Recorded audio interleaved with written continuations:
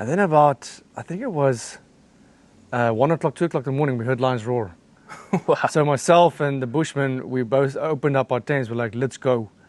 We jumped into the car and we started racing towards the area where we heard lion. And 1, 2 a.m. Spotlights, and eventually we started seeing them. Wow. And then they were running around us, quite nervous. Yeah. But we stopped, obviously, the car, didn't want to harass them. Turned around and somehow they managed to flank us. And as we get back to our tents, there's one lioness behind our tents. Yeah. Yeah. The regenerative way begins where the pavement ends.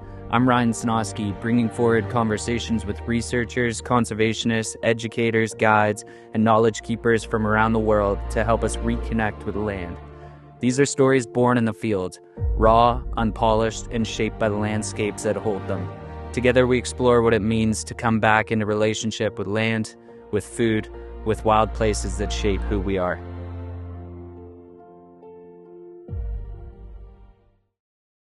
Okay, let's do it. Marnus, Go. brother. Dude, first off, I just want to say thank you so much for the past couple of days. This is insane. I know this is the world that you navigate in so many ways and have built a life in wild, wild places with apex predators and navigating the complexity. But for me, this is so new. This is so cool. And so thank you so much genuinely from the bottom of my heart. I've really appreciated past couple of days being in Kruger with you, learning from you, hearing about your story. It's been truly remarkable and just one of those gifts that comes along that changes your life. Yeah. And why are we here? We are here to try and replace a lion collar. One of these collars on one of the male lions that has a collar that's battery is getting weak and weaker. Yeah. So hopefully we can get him in the next couple of days. Okay. And just before we dive too much into lion collaring and working with lions and things like that, what does Kruger mean to you? What does being in a place like this mean to you? Sure, that's a good question. It's changed dramatically since I was a kid, or significantly. Dramatically is also kind of a way. Now I see the realities of the struggle that Kruger or the people are facing, the anti-poachers. When I was a kid, it was a magical place. You know, you come, you know you're on holiday, you are free in nature, you run around in the campsites, you play around, you play with other kids, you know, cycling or whatever the case is. And now you sort of see a different side of it, which it's difficult to explain, to be honest, but it's not that fantasy anymore. It's more of like, okay, this is going to be a harsh reality check. Yeah. Yeah. And is that because of that dichotomy? Like even when we were coming in, you see kind of the comparison of some of the communities that are just adjacent to Kruger, and then when you come into Kruger, like what goes into that feeling for you, where it's no longer kind of that romanticized version of Kruger? I think he's growing up, eh? Yeah. Growing up, you change a lot. Unfortunately, when you're growing up, your perspective of everything changes. You become hit with realities, not just in Kruger, but in life, I mean. So I remember as a kid growing up, you know, we always drove to these communities. They were always there. So that's not really something that's changed. I think more about how the poverty has impacted the lion and also all species, I suppose. You know, how the poaching has impacted all of this. Yeah. It's difficult to maintain or to have that fantasy when you start seeing all these things. So it's actually changed quite a few years ago. Your perspective and your perception of what it is. Kruger's still an amazing place. Don't get me wrong. It's beautiful. I wish sometimes I could see it through someone's eyes first time, like yours. Yeah. Because I mean, it's just this becomes like a normal job, you know, which is great, but it's how do you put it? I wouldn't say your eyes are closed, but it's just you're not seeing the beauty in everything. Yeah. Yeah. Honestly, through the past couple of days that we've shared together, I think that part of your story, because you've lived it for so many years, this is like part of your office, your workplace, your normality. But for me, it's so fresh and so new. But but also there's so many layers to that that I really want to explore. But before we get too deep into the weeds, do you mind just giving a bit of an overview of some of the work that you do with Endangered Wildlife Trust, kind of how you came to be in the role that you're in right now, and like what is some of the work that you do in Kruger? So, good question. So what I do is I started off with Endangered Wildlife Trust as trying to figure out the illegal wildlife trade by collaring lions in Mozambique and in South Africa, the two reserves that's adjacent. We call these reserves the Greater Limpopo Transfrontier National or Conservation Area. Okay. Short is GLTFCA. That includes Kruger National Park and Limpopo National Park, and then Gonorrhoea, which is in Zimbabwe. The idea was to try and figure out any routes that there might be for poaching syndicates. And we managed to get a few of them, a few ideas of where they're going. And now it's developed, the project has developed in such a way that we need to, how do you call it? We need to pay more attention on the hotspots of where poaching is. So where poaching occurs and why it's occurring there and what's the gap. So it's very complicated, to be honest. I don't even know what I'm doing. Yeah, it's super complicated. I feel like there's so many layers to it, and even I've only been here maybe in totality for 4 to 5 months, and every time I feel like I'm putting my finger on some of that complexity, I have another conversation and it challenges it. And so I can imagine being boots on the ground, Mozambique, spending time in Kruger, like you're challenging some of these paradigms that are going into, you know, the poaching crisis and going into some of these issues that are taking place around conservation. Before getting too far into kind of the conservation and poaching side of the story, I'm very curious as to how you got here. And so like taking a step back into the earliest stages of this journey for you, and then kind of building to today. So where did this path start for you? Like, it sounds like when you were a kid coming to Kruger with your family, is that where the seed was planted? Yeah, it was quite crazy. When I was a kid, I was too scared to get out of the tent to go to the toilet at night. Really? Yeah. I used to be super scared. So I just basically urinate in my sleeping bag. No. Yeah. You got to do what you got to do. You got to do what you got to do, man. Like you last night. Yeah. No, so we just checked the weather for the rain. Yeah. So no, it all started with actually being scared of lion. Okay. Yeah. Like a healthy fear of them. And then I worked with them as a field guide in South Africa for a few years after I graduated to become a field guide. And then you start seeing or understanding them a bit better. I still am very nervous walking into lions. Yeah. So I'm not even going to lie to you. I need a rifle at least to try and walk into them, yeah. But, walking them on foot, I'm not one of those mavericks or one of those cowboys. Yeah.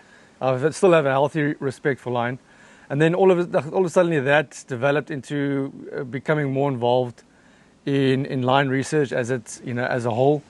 So I went to Namibia to do some lion work, and then eventually from there I decided to come back to South Africa. And then South Africa didn't work out, and then I got some lion work in Kenya in the Masai Mara, which is quite great. And there, one of my friends and I, we stayed together. Sorry, this thing is flying around. There, my friend and I stayed together for 6 weeks camping.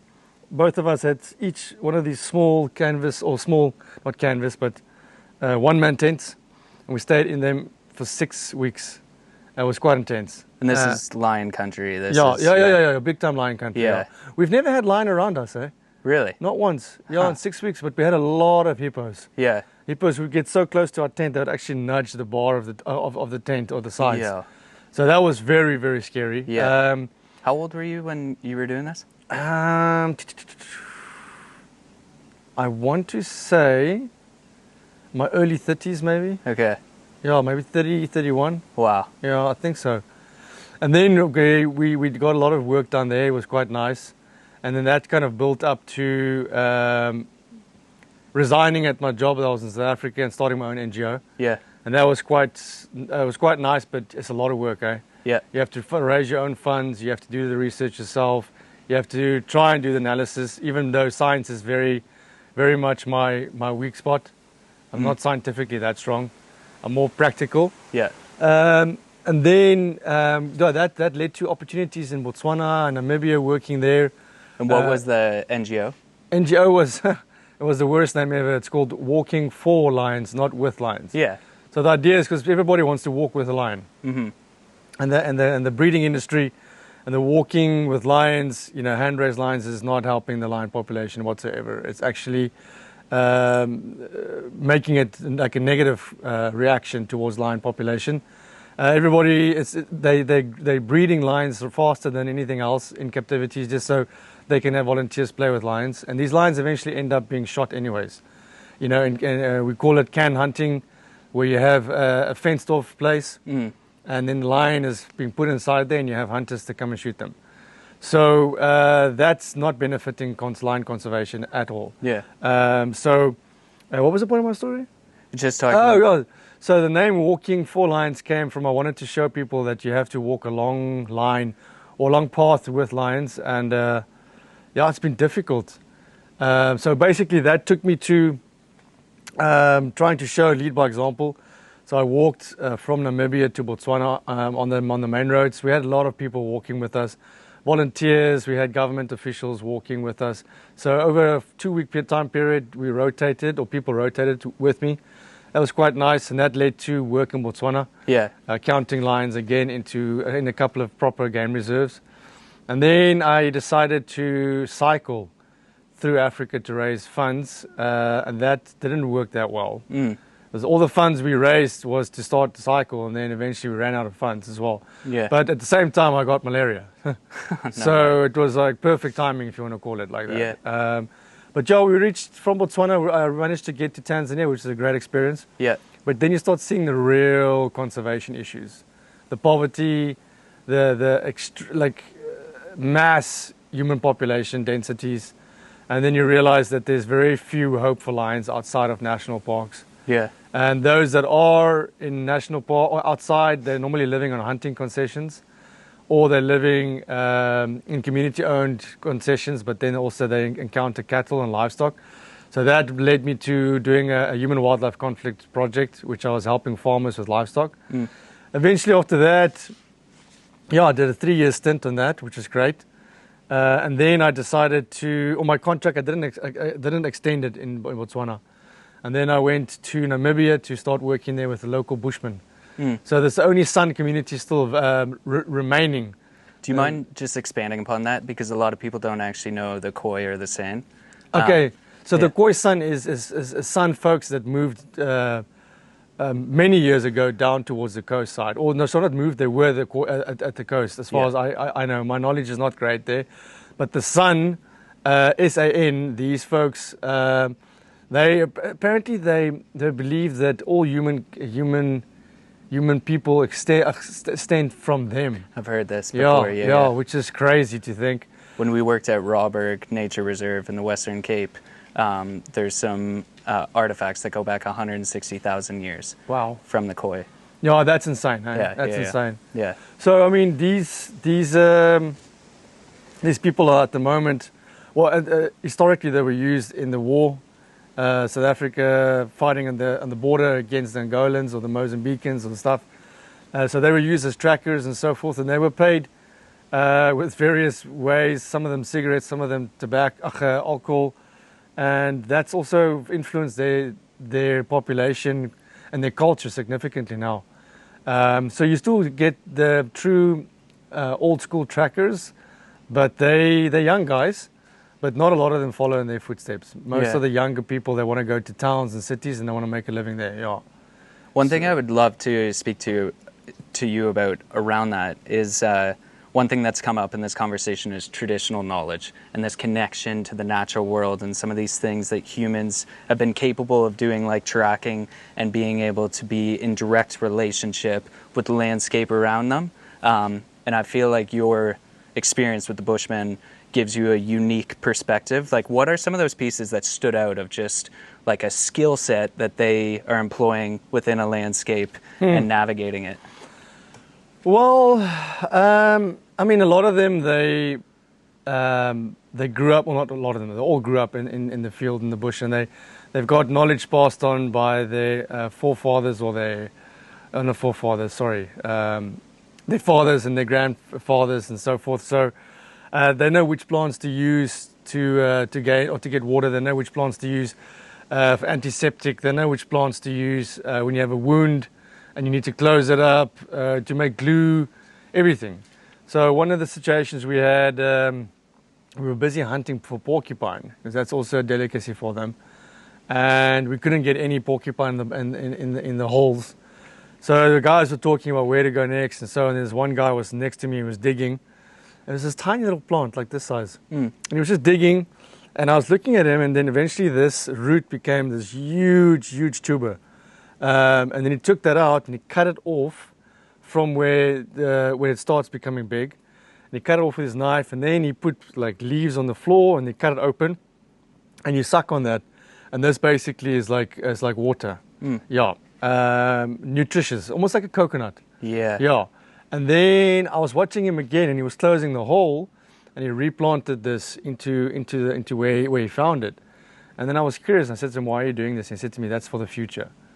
So I was like, "What do you mean?" He says, "It could be for one of my cousins or one of my future people coming past here looking for water, and they can get water here." So it's remarkable. Yeah, I mean that's a very different side of them that you seldom see at this point in time. I'm still trying to figure out where are the historic South African or Southern African trackers. I don't know.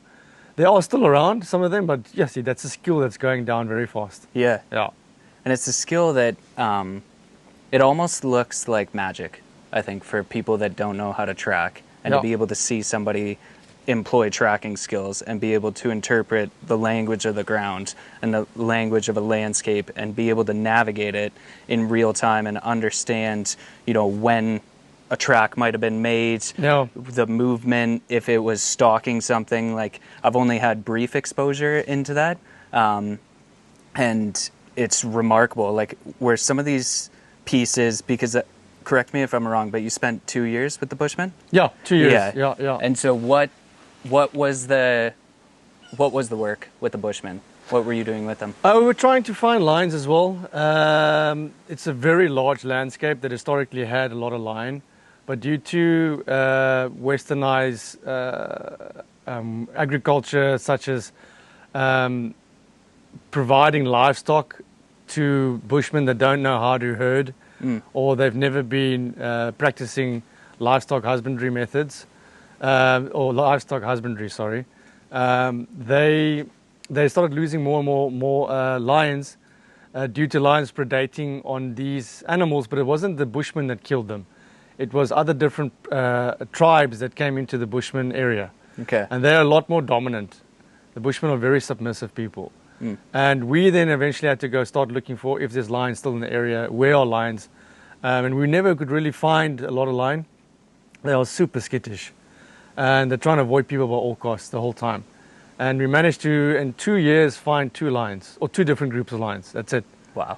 And that eventually, since I departed, that's led to another organization that's doing super good work, led by a strong woman. And they are now implementing lion ranges. Okay. So these guys follow up on lions the whole time. In the area, they managed to collar lion. So it's a project that's developed very nicely after we managed to establish that there are lions still there. Do you know what that project's called? Ooh, Quando. I'll give it to you. Quando Carnivore Project. Okay. Yeah. Very, very cool. Yeah. It's led by Lisa Hansen. Amazing. Yeah. And what goes into tracking a lion? So when you were saying like 2 prides over the years that you were out there, like what does being out in the field actually look like? You try and go out every day. So what we did is we did surveys. So I had some of the local trackers sit on top of my roof, and then I would drive what you call transects, specific routes every morning. And then you would try and find lion tracks. Sorry, my phone is... Yeah, that's okay. I just want to switch this off quickly. So then we would drive transects and find lion spoor. And if you find lion spoor, try and track them. see how far they've gone. Lion spoor. Yeah, like lion tracks. Okay. Yeah, yeah. Okay. And then, yeah, most of the times you don't get them. Sometimes if you're lucky, you get them. And we managed to, as I mentioned, we got 2 males. Once they were very nervous of us, but we managed to get them, which is great. Yeah. And then 2 females. It was quite crazy. We were camping out, myself and one of the Bushmen, with an American couple that donated money towards my project. They were one of the nicest people I ever met. And we were all sleeping after we had a braai at night time. And then about, I think it was 1 o'clock, 2 o'clock in the morning, we heard lions roar. Wow. So myself and the Bushmen, we both opened up our tents. We're like, let's go.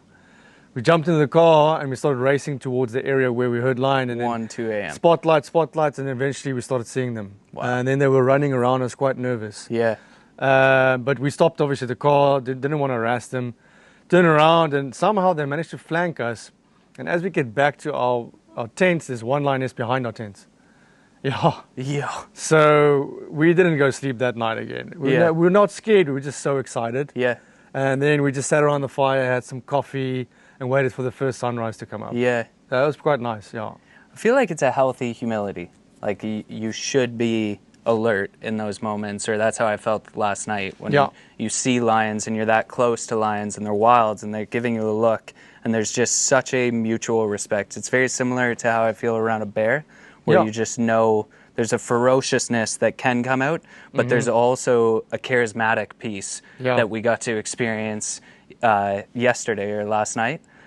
What are some of those moments that you can think about where, you know, it's 1 o'clock, 2 o'clock in the morning, you're spending time amongst lions? Like, are there memories that come to mind that really stand out? Of just jeez. So we do something called baiting, where you do use meat that you manage to hunt to attract lions. Otherwise, you can't anchor them.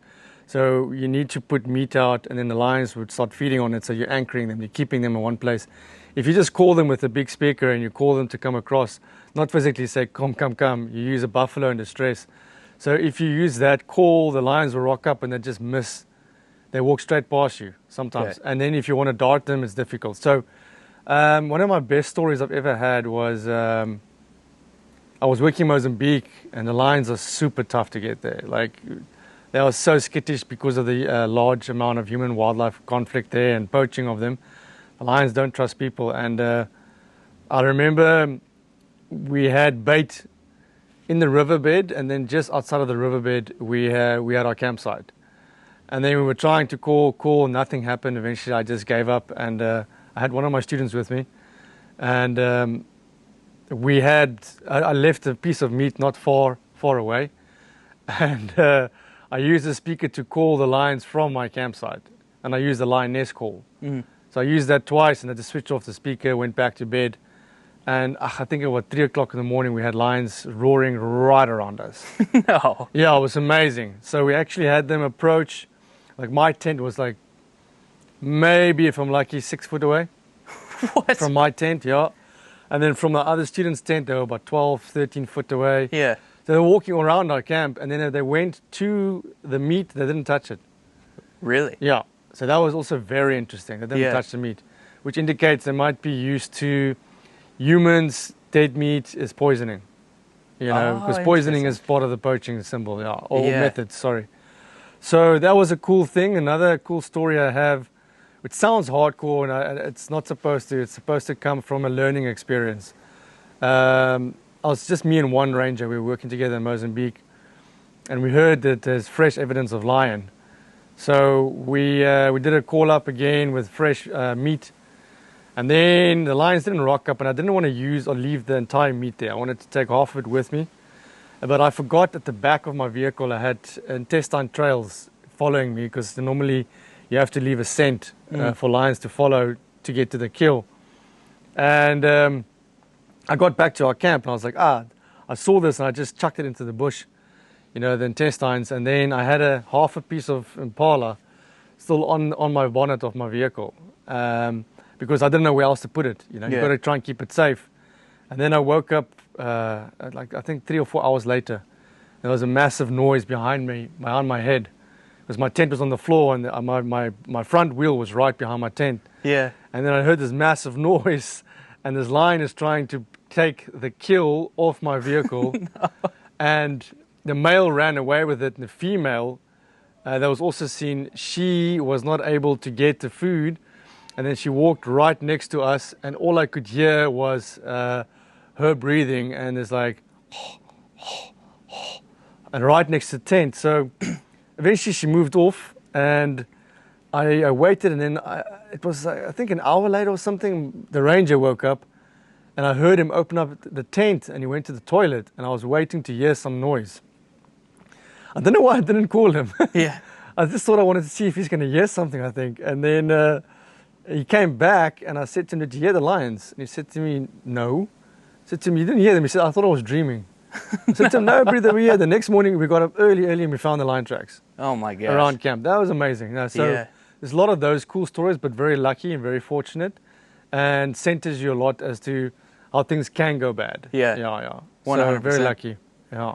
Yeah, super, super lucky. You know what's interesting is when I'm hearing these stories and now having spent a couple of days with you, you don't seem like an adrenaline junkie, but a story like this, I can imagine it's so deeply human. Like, there's no substitute to that moment. There's a level of presentness that you must be feeling when you know there's a pride of lions around you, there's food, there's meat, they're there, and it is what it is. At this point, like, you're trying to navigate this space. Like, why are you drawn to this work? I don't know. I don't really, like, with lions, it's always been my token animal. It's always been my thing. People hate going on safaris with me. I only focus on lion. I don't stop for birds. I even drive past leopards. Come on. Yeah. I've had some discussions. So I had a leopard sighting a couple of months ago with 2 cubs in the road. That was beautiful. Yeah. So I actually stopped, and we spent a lot of time with them. But normally, if a leopard's somewhere in the thickets, you can't see it, I don't stop, I just go past it. Yeah. So lion is always my thing, and I don't know why.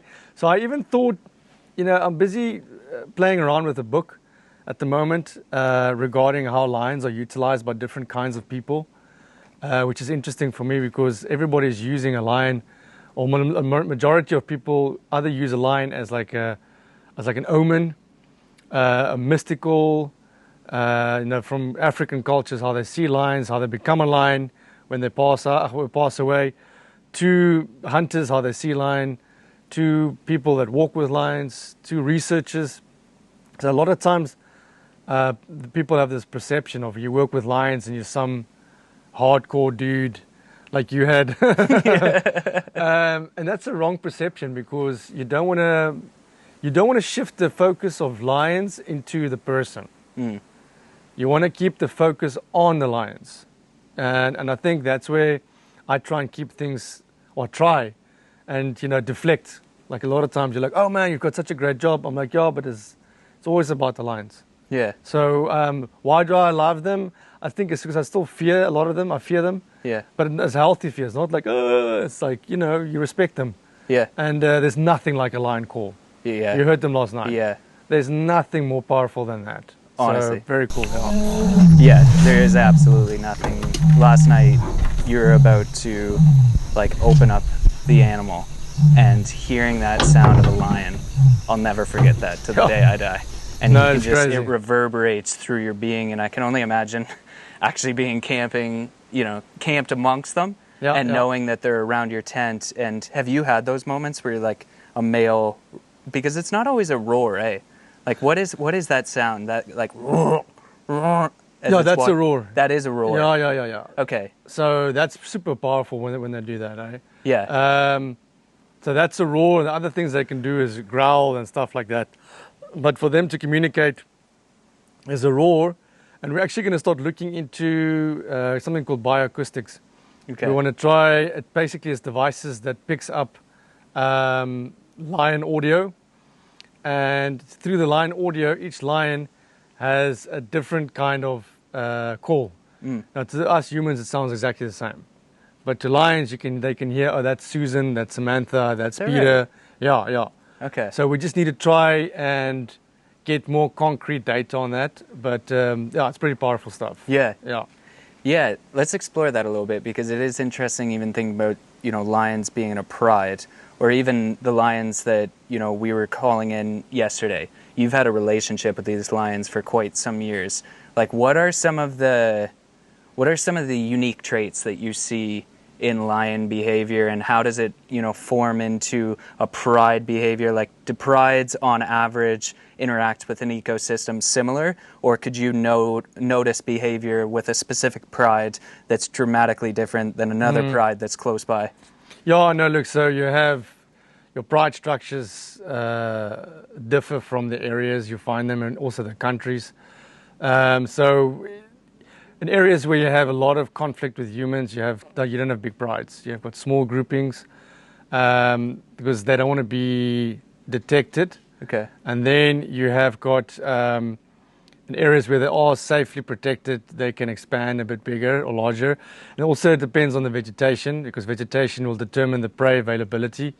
So in areas that's quite dense, like where we are at the moment, you won't find your massive herds of zebra and your massive herds of wildebeest. You'll find herds of buffalo, but they travel like over vast areas, the buffalo herds, which means they travel outside of lion territories. And then you have your browsers, which are kudus, which is also, again, very low numbers. So your pride's numbers here won't be, as you'd find in the Masai Mara, like 25, 30 lions. No. Okay. Yeah. I'm sorry, where is that? Masai Mara? Masai Mara is in Kenya. In Kenya? Yeah. Okay. It's a very, very, very famous reserve. 25 to 30 lions Yeah, I mean, together. it's not always, but you do get groups like that. Even in Southern Kruger Park, you get big groups. Really? Yeah. I mean, I've had a group of lions that was 28 before. What? Yeah. That was pretty amazing. It's yeah. Well, that 28 is the male lion you saw last night. Yeah. Okay. From the 28, 8 of them were males, youngsters. So they dispersed up here in the north now.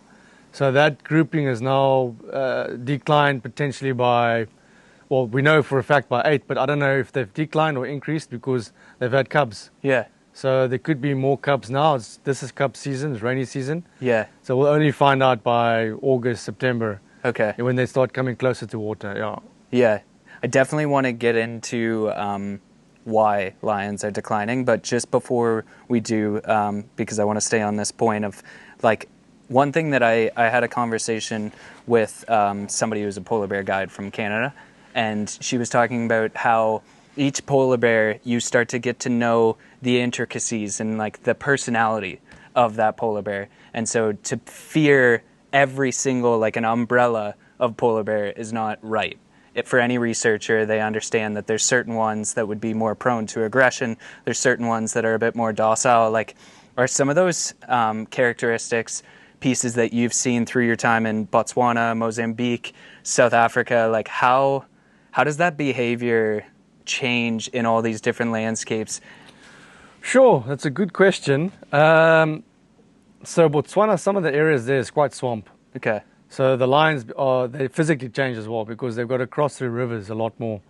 It's like swamplands, so you have your islands and you have to cross from one island to another island, so you're swimming a lot more. With hippos, crocs. Yeah. So therefore they bulk up on the front a lot more because they're swimming. Okay. So it's like a swimmer. Yeah. Swimming body, bigger shoulders, bigger front, everything like that, so they become stronger. But then you have the desert-adapted lions, which is a lot bigger than your normal lions around here. That's got to do with temperature regulation, regulation, and then also regulation. Is that the word? Temperature, like dynamics. No, right? How they regulate. Oh, how you? Yeah. How they regulate the temperature in their bodies. Also, the prey availability. Most of the prey consists of. It's maybe higher protein than what you have in some of the other areas. Okay. So then you have these different size lions. If you go to Asia, those Asiatic lions in India, for example, they're a lot smaller than lions in this area, a couple of pounds smaller. Okay. Prey density is also a big factor in those places. But lion characteristics seldom change. Really? Yeah, lion is a lion. Yeah.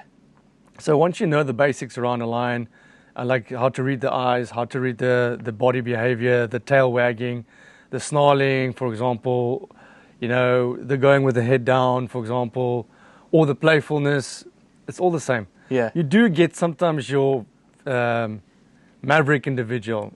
Like males normally are very cheeky, the young males, and they're quite interesting to watch. They'll play with you, but young females are a bit more reserved to try new things. But young males, not all of them, some of them, they can really show a different side of lions, which is quite nice. But eventually, they all grow up and they're all the same. Yeah. Yeah, same behaviors. Well, behaviors, same characteristics. Yeah. Behaviors change with lions according to where they live. Some lions have to hunt during the daytime. Some lions have to hunt during night. Some lions in the western part of Namibia, they hunt seals. You know, because they live on the ocean. Well, not on the ocean, sorry, next to the ocean. Yeah. So they're hunting sea animals as well. So yeah, that behavior changes a lot, you know. And the distances they cover, those lions, compared to the distances these lions cover, is greatly different. Yeah. You know, there it's very low density. They've got to walk over dunes, far distances to find any kind of food. So, yeah, I hope that answers your question. Yeah. You can't even comprehend, I think, the distance in northern Namibia. When we were there, it's hard to wrap your head around. There's lions navigating this landscape every day, and it's just the non-negotiable. It's desert, it's warm as hell, and having to go through sand dunes and to find places to hunt. And then here, it being so lush and dense, like I can see how those behaviors, there's nuances with them. One thing that I find really interesting is many of the researchers that work with apex predators or animals like this talk a lot about there's an intuition. Like you're picking up on information from an animal that's communicating with you, and there's like these gut feelings, or there's an ability to, you know if it's feeling threatened or challenged and things like this. Like, can you speak to times where you've been able to process, you're almost communicating amongst a lion? Have you ever felt that way? No, I think I don't want to go too in depth with this, because at the end of the day, if you like, a lion is a very basic animal. They are, everything they do is it's not like a chimpanzee. Okay. Or orangutans or dolphins. These animals, they can communicate on a complete different level. Lions, they show you the basic stuff, and that's about it. Okay. I mean, their vocal capabilities is even lower than a spotted hyena. A spotted hyena can vocalize, or it's got 12 different calls it can make to communicate. Whereas lions basically is a roar. That's all they do to communicate. It's very simple, very basic. So I think sometimes you don't have to go too deep into that communication with lions. Yeah. They're very basic. Yeah. But do you feel that way, like last night, there was a part of me that was trying, when we were so close to that male lion, and I'm watching his eyes, and I'm watching movement, and there was like a gut feeling that I felt safe, and then there was a gut feeling that he's reading me and interpreting this moment. Yeah. And I felt like I could almost feel the change, and I can't put my finger on what it is that I was seeing. And I don't know if it was in my head, or if there is this intuition in a moment like that where you can pick up on these subtle things that an animal is showing you. So my question to you now is, did you make eye contact? Absolutely. I was staring directly at it. Okay. That's the worst thing, yeah. Good People always say you don't stare at a lion. No, sorry. They always say you can stare at a lion in the eye, but you don't ever stare a leopard in the eye. Yeah. It goes for both animals. Okay, good Yeah, I've seen it before, and that's probably also why the lion is going down. Yeah. And it's looking at you, it's like he's reading you. Yeah. And that is when you feel vulnerable. Yeah. That's when you're like, everything sinks. You're like, damn. Yeah. What now? So I've had that before. Okay. A couple of times, especially when I was a safari guide. You would look, and all of a sudden the lion would just go down and would just look at you. Zone in, and you're like, you have to look away. Yeah. Just to break that eye contact, and eventually the lion will go up again. Yeah. And then just carry on. And then if you carry on looking at them, I've had a lion almost mock charge me. Or not almost, basically mock charge, where they run at you a little bit. Yeah. Because of eye contact. Were you on foot or in a No, car? in a vehicle. Okay. Yeah. In a vehicle. Yeah. Wow. I can't. I can't even begin to wrap my head around what that feels like. No, it's crazy. Yeah. How do you know it's a mock charge? They normally wag their tails. They have stiff legs in front. and they normally hit it on, like they run towards you, so it's very like stiff. Yeah. A normal charge is flat out, ears back, you won't even see them coming. Yeah. Tail is very straight, not flicking, and they just hit you. Yeah. Yeah. Well, I've been told. Yeah. Yeah, I'm touching wood. It's never happened. It's never happens yeah, to yeah. me. But yeah, like I said, I'm very cautious when any line work.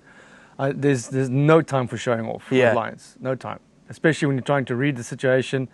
And that's why I can get quite serious when I do line work at night, because it's like, okay, now it's time for seriousness. Yeah. Like I told you last night, shine here, Yeah. don't mess around.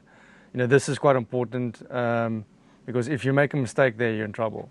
And that's the thing. I think that complacency I can feel in my own, processing of that moment, because there's a level of excitement of what's transpiring, and there's a level of thinking like almost making it way more normal than it is, and it's obviously been done. You've been doing it for years. You've collared many of lions, but they're still, at the end of the day, apex predators that are. Yeah. No, the apex. The thing is, once you lose respect for anything, that's your downfall. Yeah. Yeah, and I think you got to be very careful, especially when you work with animals. Absolutely. Now, once you start becoming too used to them, accustomed to them, you see, even me last night, I don't be like, I become used to doing what I'm doing. But when I'm in the situation, no. Yeah. You've got to be on it, you've got to be alert, because, we can call lions to come in, and then all of a sudden they're on the bait, and it's like fishing. Yeah. Now you need to know what to do to get that fish in. If you don't know what to do, you're in trouble. Yeah. In trouble, and I think even last night when we saw them, I had a spotlight on the male, and there was a female to my right, and I literally moved the spotlight to the right for maybe like 5 seconds, 10 seconds, and took my eye off the male, and the second I brought the spotlight, he was gone. And zero sound. You would have no idea that he's stalking, he's doing whatever, and you can see how it's not even so much complacency, but it's just you have to be dialed to a certain level. Yeah, you have to be alert the whole time. Yeah. One thing I really want to explore, and then we can kind of get into what's happening on the ground with poaching and why the population collapse is occurring. But some of that, like when you explored human-wildlife conflicts, I think it's really interesting for me trying to go back to a time when humans coexisted with these animals. And even, a moment like yesterday where we're in the security of a vehicle, we're in the luxury of potentially an artificial sense of security because the windows are down and there is a reality of what could happen. Yeah. But at the very least, knowing that I'm not actually on the ground amongst these animals, there's a barrier almost that's created.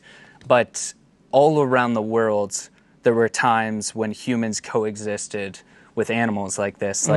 What are some of those thoughts that come to your mind when you think about the times when humans did walk amongst these animals? Like what potentially did that look like? Sure. I'm a realist. Okay. So that still happens now. There's still the Maasai tribes, they herd their cattle in open fields with lions around them. There's documentaries where you can see the lions are looking, and they're looking at the Maasai. The Maasai is looking at the lions. They just all stick to the same thing. They're all using the same habitat. Okay. So when I'm saying I'm a realist, it's like, you want to check if that thing is still on? It's still good. Yeah. Maybe it's not recording. No, we're good. So realistically speaking, if it was living in harmony together, then we wouldn't have seen a population crash. Does that make sense? Yeah. So I don't think there was ever living in harmony. Ever. No. It can't. Survival of Livestock's fittest. always taken preference. Yeah. It's still now. Still today. Preference. Yeah. So, and I've got stories of the Botswana people moving cattle across the entire country just to be sold in a specific town, and how they cross the salt pans, and how lions follow them, and how they've got to shoot the lions when they come close to the cattle at nighttime. We're talking about prides. Yeah. Shoot them all out. Yeah. Yeah. So these are realities we're sitting with. Yeah. So that's why we're sitting with over a 50% decline in the last 25 years. And where is that occurring? 50%. Is that across Africa? That's across Africa, yeah. Across so Africa.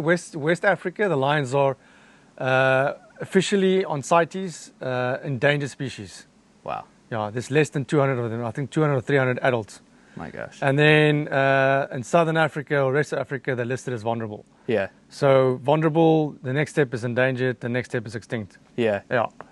And let's dive into that a little bit, because it is incredibly nuanced. There's so many layers. But like, what is going into the population collapse in your opinion? Let's use South Africa for example. South Africa would be poaching. Okay. Poaching, and yeah, well, in South Africa you only have 2 national parks that's an open system.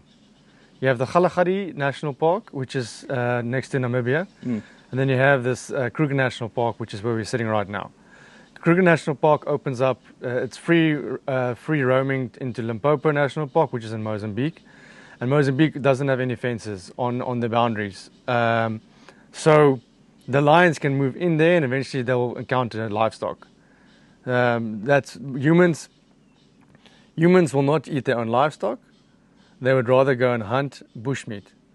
Lions will try and get bushmeat. They can't get bushmeat because the bushmeat has been depleted, and the lions will go for livestock.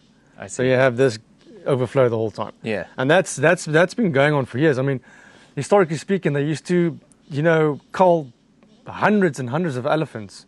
They used to cull thousands of buffalo. That's maybe TB or that's maybe foot and mouth disease or whatnot. So, I mean, prey numbers have decreased also in a lot of areas. But South Africa, especially, the slow decrease of lions has got to be now at the moment through poaching. Yeah. Poaching for the body parts is a trend that's been going since 2000 well, actually, I think the first one was 2005 recorded, and it's really started increasing since 2014. Okay. Yeah. And why poaching for the body parts? What are these body parts used for? Well, a lot of people believe that which I can also believe, that since tigers were put on the endangered species on that list, making it illegal to trade in body parts or anything like that, the shift from Asia turned towards the lion bodies. And South Africa's got one of the largest captive bred lions in the entire world. America's got the highest, as far as I've been told. But that captive industry opened up a market for the trade of body parts, or not trade, for not trade, sorry, what do you call it? Export. Yeah. Export of body parts. And these body parts were utilized either through making medicinal soups for when you got sick, to celebrating, it's called lion bone wine, making wine from lion bones. So you would celebrate if you had if you had a business deal that went through, you would celebrate that. It's very expensive wine. And that was, or is still, one of the things that's going through. And then the claws and the teeth, is also very well traded or exported. So the export into Asia is probably one of the biggest culprits for the decline of lions. But we've also now noticed that there is still local use of lion body parts for traditional healing. Yeah. Okay. Like lion fat is utilized by people a lot. Okay. Yeah. And when you talk about exporting some of the lion parts, like how much money are we talking about? Ooh, honestly, I can't give you a number. Okay. Yeah, my expertise is not in the trade and how much the value is and so forth. I heard numbers of up to $5,000, $10,000 per skull, lion skull going out. But what we've noticed with the poaching is they don't go for the skull. They just hack off their head for the teeth. Yeah. They take the teeth, yeah. So, I mean, we had an incident not so long ago where they actually took the entire head. So that was quite sad. Yeah. That's super sad, yeah. And that was also a very well-known lion. Yeah. Yeah. So everybody talking about Sissel the lion. Sissel was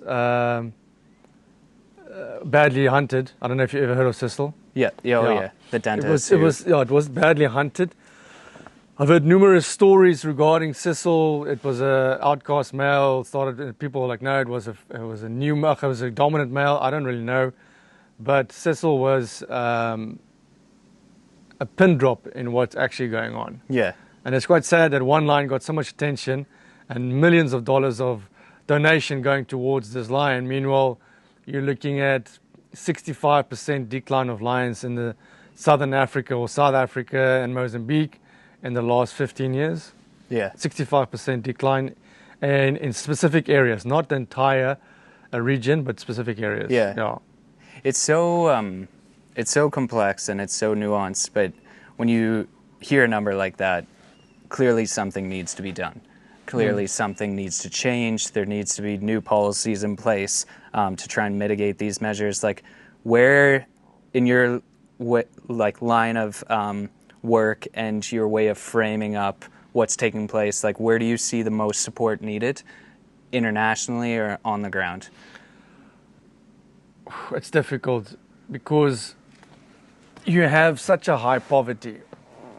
When you have high poverty, you can try and stop it through anti-poaching, but you're going to have to employ an army. And you need to, the trade is one thing to stop it, but people are still going to remain hungry. So even if you stop the trade or you halt the trade, people will still, in my opinion, continue hunting, and they'll just keep the stuff until the trade opens up. And that's also why a lot of the discussions has been regarding opening up floodgates for the ivory trade, just selling it all off to bring the value of ivory down. But that also means you're going to have a lot of illegal ivory being mixed in between the legal ivory and sold as well. Yeah. Yeah. You can absolutely see that. Can you hear that bird? Yeah. What kind of bird is that? Can you hear it says quack? It's Yeah. actually, no. It's so complex and it's so nuanced, but when you hear a number like that, clearly something needs to be done. Clearly something needs to change. There needs to be new policies in place to try and mitigate these measures. Like, where in your line of work and your way of framing up what's taking place, like, where do you see the most support needed internationally or on the ground?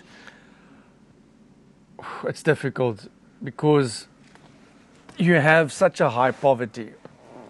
When you have high poverty, you can try and stop it through anti-poaching, but you're going to have to employ an army.